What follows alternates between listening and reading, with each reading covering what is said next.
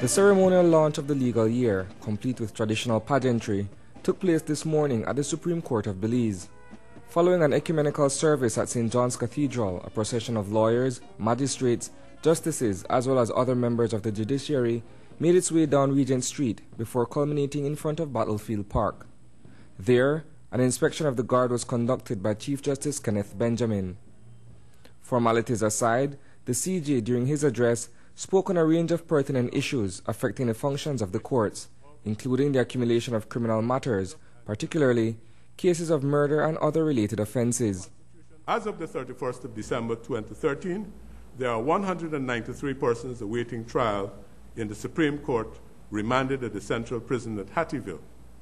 As you may well be aware, the vast majority, representing over 90%, are charged and committed for trial for murder or murder-related offenses.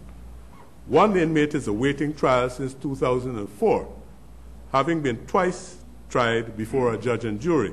The problem, according to Chief Justice Benjamin, is the persistently poor handling of such cases. The management of criminal matters continues to be unsatisfactory. The undisputable fact is that the development of a backlog is inevitable, given that the number of new indictments filed continues to outstrip the number of cases disposed of, whether by trial or otherwise. The situation is exacerbated by the cold fact that there is no system in place for ascertaining what are the criminal matters in the system. There is the absence of a catalogue of the cases correlated to the stage of each case in the process, from the laying of the charge in the magistrate's court to its disposition in the Supreme Court. The obvious solution lies in the entire criminal process being integrated, regardless of the court of which an individual matter is seized. Echoing those sentiments is Senior Counsel Eamon Courtenay, President of the Bar Association. In addition to the appalling statistics identified by your Lordship, I draw to the attention of those gathered that of the 183 persons who are incarcerated at the Courtenay facility who are foreigners, 71 of them are awaiting deportation hearings.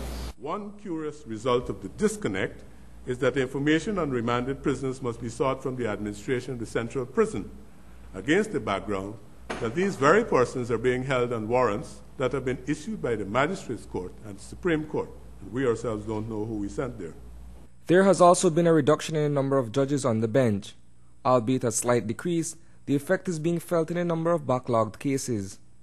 There is indeed, as pointed out by your Lordship, a serious issue regarding the number of judges on the Supreme Court bench. A few years ago, there were 9 judges on the bench, including the Chief Justice, and now there are 7. We can only expect the backlog to increase. Of the 7 judges, a number have passed retirement age and, in accordance with the Constitution, have been allowed to continue to serve. The staffing of the Supreme Court bench requires urgent attention and action. A major part of the issue at hand is the funding of the judiciary. Instead of an increase in resources, the spigot from which that branch of government is subsidized has been tightened, reducing financial support to a mere trickle. I have the permission of the Prime Minister to say to your Lordship that we too are not happy with the level at which the judiciary is being funded. It certainly cannot be the case that an institution that is so fundamental to our democracy and to our way of life gets a measly 1% of the national budget, when the Ministry of Education enjoys some 26% and they are demanding more. Clearly, we have got to, in fact, look into these issues and rationalize them.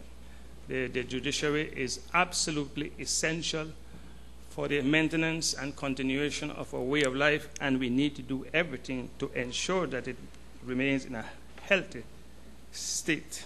Reporting for News 5, I am Isani Kayatan.